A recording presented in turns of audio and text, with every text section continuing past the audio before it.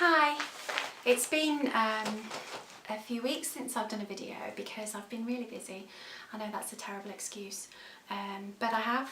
I got a new job, so now I have 4 jobs, which I'm just getting used to trying to figure out my new timetable. So I have my job at Ministry of Craft where I'm a sewing tutor. I have my freelance work for practical publishing, so I making all the clothes for the fashion shoots and things like that. And then I have my private teaching, which I do in my studio. And my new job is textile technician at a local sixth form college, which I'm really enjoying so far. It's so great to be back in the art rooms. I love it. And yeah, so it's going really well. But the thing is, everything else has kind of got pushed to one side. Today is the first day off I've had in ages, and it shouldn't really be a day off. I'm supposed to be running my WI group today, but I'm tired and it's half term next week. So anyway, enough excuses. So what have I been up to? Apart from working, I have done a little bit of the Maude Skirt. So this is going to be the last one on the Maude Skirt, and I'm going to do a fortnightly video. I'm committing to this now. A fortnightly video on a Friday, and it will start in 2 weeks time. So that will be, I can't remember the date, but just so that you don't all get bored, or you might get bored, I don't know. Anyway, so we were making up the Maude Skirt, and there it is, all sewn except the left hand side seam, which isn't sewn, but everything else is in place. Pockets. Now this fabric is a tablecloth, as I said in my earlier video, but it's very see-through. I don't know whether you can see through that. The way I'm sitting, I can see right through it, and I don't want people to see my middle-aged arse while I'm walking around. So I'm going to line this, or it's going to be more of an underlining really. So when you come to line a Maude skirt, you can either cut out all the panels in your lining fabric, just as you did with your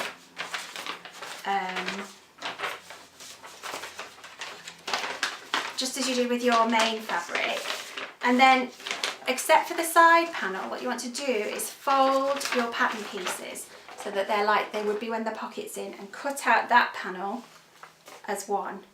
So there you go, look, see, those would be your 2 pattern pieces that you would cut out in your main fabric.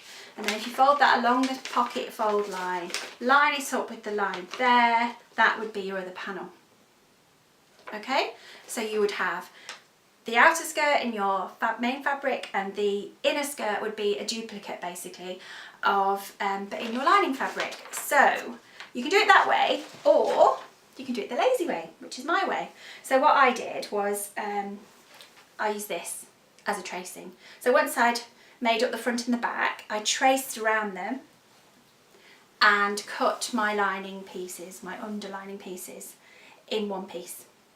And it doesn't really make much difference which one you do. I was just feeling lazy. Now, a lot of the time I use cotton for my linings, and I tend to use sheets. They're just really great. I pick them up all over the place, and they just make really good, nice, cool linings. Also I use them for toiles now and again. So what I'm going to do now is I'm going to sew the right hand seam of this skirt, of the inner skirt, and then I'm going to place it inside the main skirt. So imagine I've sewn that seam already. These will go here, and what I'm going to do from then on is treat it, that'll be up to that edge, I'm going to treat it like one piece of fabric, so it's more of an underlining really. You don't have to do that, and there are instructions with the pattern that explain the more traditional way. It's just what I'm going to do today.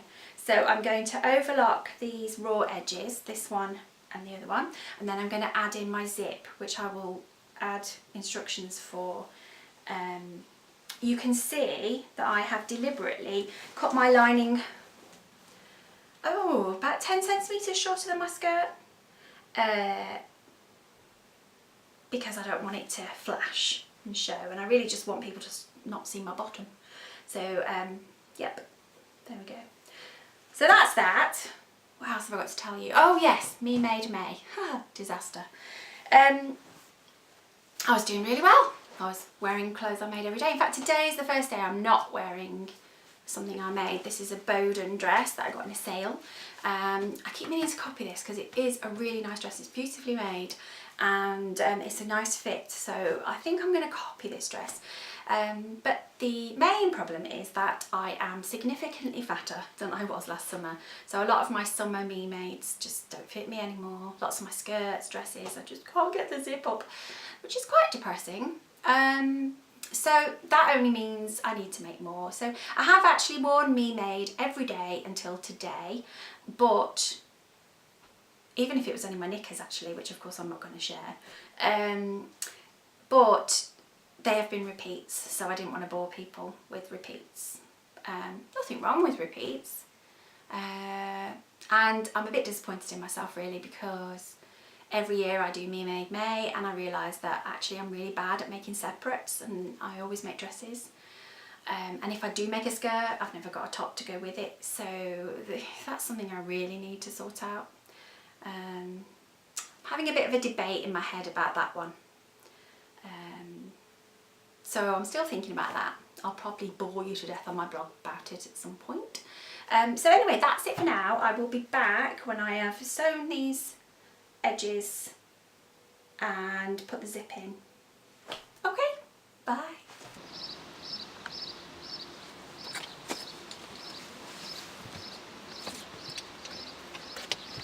Hi, so I'm in my shed now, and I have added the interlining to the skirt, which you can hopefully see.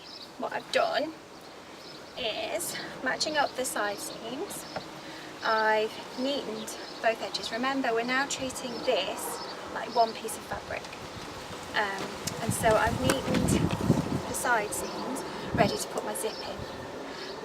I've also neatened the bottom edge with the overlocker of the lining, because obviously it's caught down here, don't know if you can see that, and otherwise it'd be difficult to hem it. And I've also, just with the overlocker, gone across the top to stop it moving around, and it'll be nice and neat when I add the ribbon facing. So now I'm going to put a zip in.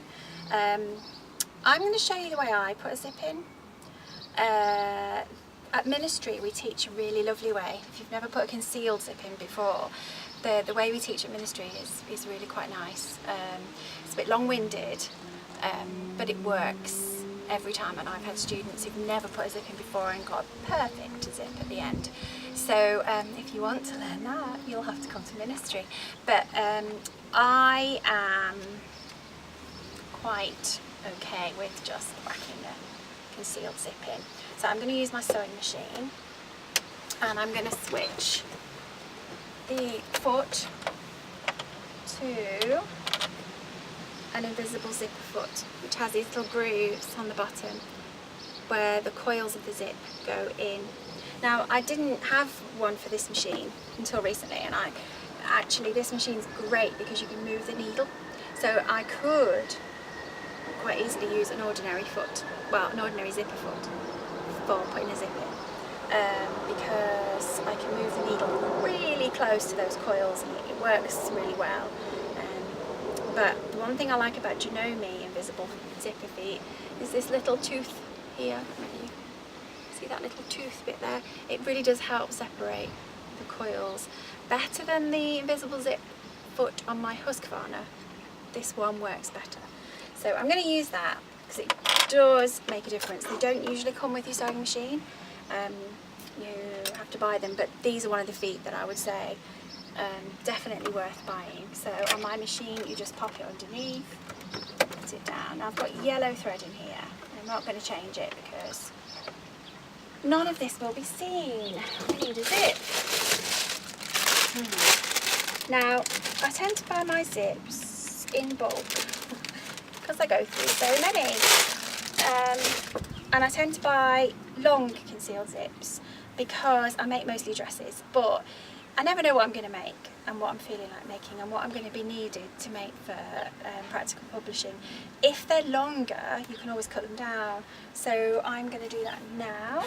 My scissors. I'm going to cut it down to, let's have a look with a tape measure. I usually just do it by eye, to be honest, but let's have a look. Let's do it to 18 centimetres. So we'll add on another one, 19 for good measure. Just chop it off the bottom there. That bit can go in the bin. You are going to need to just seal the end here, and I do that with just a zigzag stitch, so I'm actually going to have to take that off again and put this one back on for a second. And all I'm going to do is zigzag stitch across the bottom here. The needle will go through the coils really easily, and it just stops the zip coming right off the end. So let's just do that.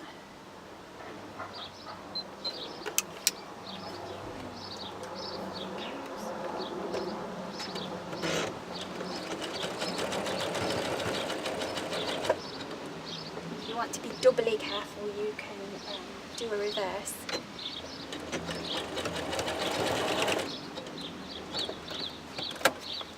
Go. Oops. Just trim off those hairy bits. Okay. Can you see that? I don't know whether you can see that. So now, let's put that invisible zipper foot back on.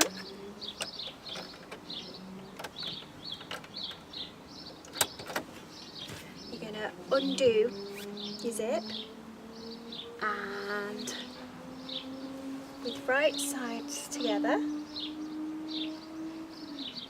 do one side of the zip at a time.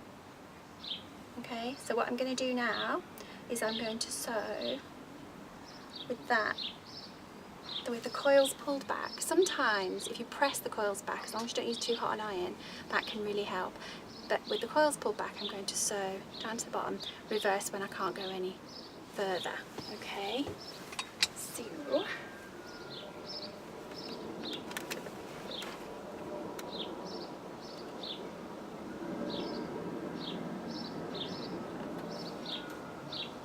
I think the fiddliest bit is when you're first trying to get it started. Once you're in and the little toothy bit is pulling the coils in the right position. Now, I'm not pinning because I do this all the time. If you've not done this before, pin it, tack it, do whatever you need to do to keep it in place. But I do these a lot, so I'm not too worried about that. Okay, so there we go. Next step, you need to put it on a regular stitch, not a zigzag.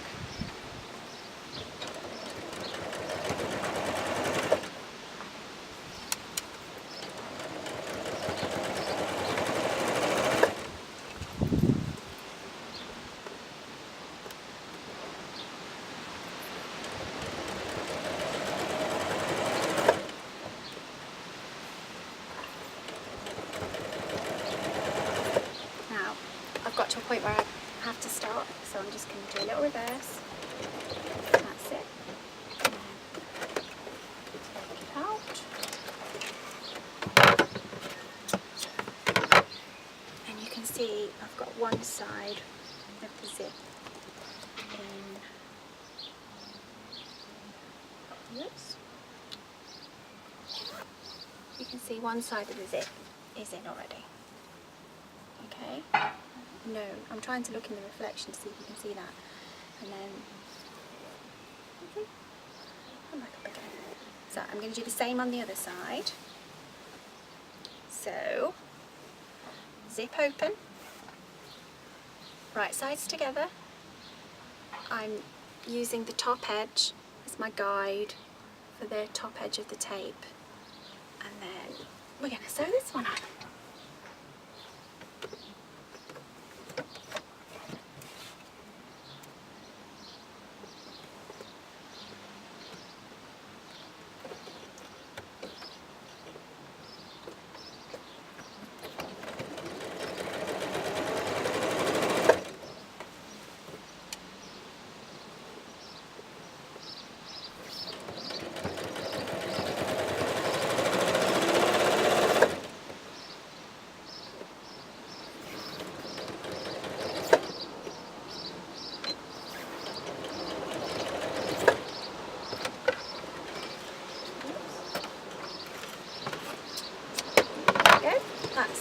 in.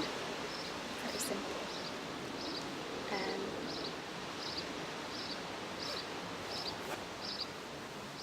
you can see, turn it the right way round. Whoops. Is it? Can you see that? Let me do it up there. Oh. There, and it's invisible. Of course, we've got this to deal with now.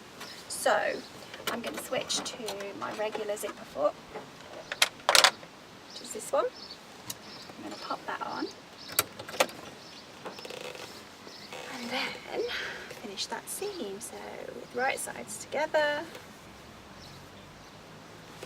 what I'm going to do is try and get right in here to sew the rest of the seam. And like I said before, my machine is really good because it can move the needle. So I get right close in, as close as I can, and then I move the needle until it is really close as possible to that original row stitching that's holding the zip in place, which on my machine is as far as it'll go. And then I'm going to finish that seam. So I'll start with a couple of stitches, back stitches, and then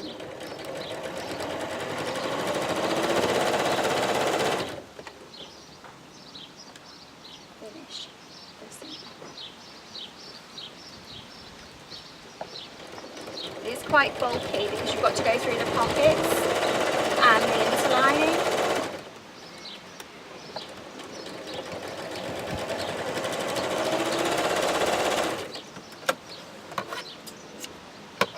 Let me trim all these bits off.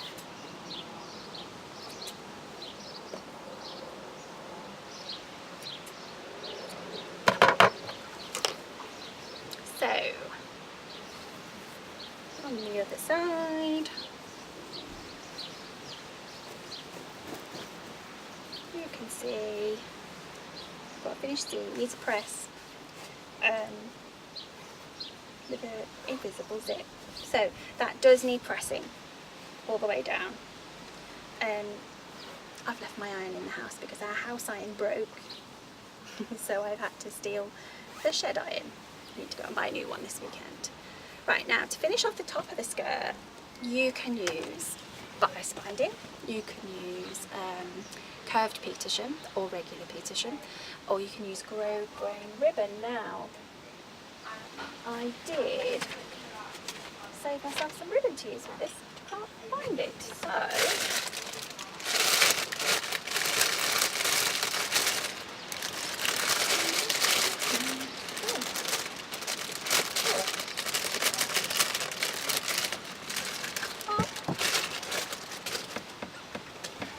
looks like fun. I'm gonna sew this on. So I'm gonna pretend I've ironed that because it really does need ironing. What I'm gonna do now is trim off those hairy bits. I'm going to put my ribbon, this is a little bit tricky. I'm just going to line it up with that overlocking on the edge there. Can you see? I'm lining it up there, and I'm going to machine that in place, and then it will turn to the inside like that, obviously with the ends all the way to the end. So this is a little bit tricky, and I might start at the other end because I think that'd be easier.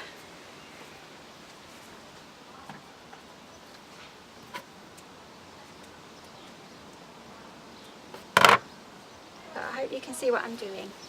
There's the overlocking, and I'm lining up the edge of the ribbon with the edge of that overlocking, because this is quite narrow ribbon, really, that's why I'm doing that. Okay, so back with my regular foot, needle position back in the same place, although sometimes if you want to get really close to something, using a different needle position is a good idea. So I'm just going to stitch this on. It's very tempting to do it that way, We don't want to do that. Okay, so I'm going to use my foot to guide where I'm sewing, and I'm just going to take it slow. Obviously, pin this in place if you don't feel confident.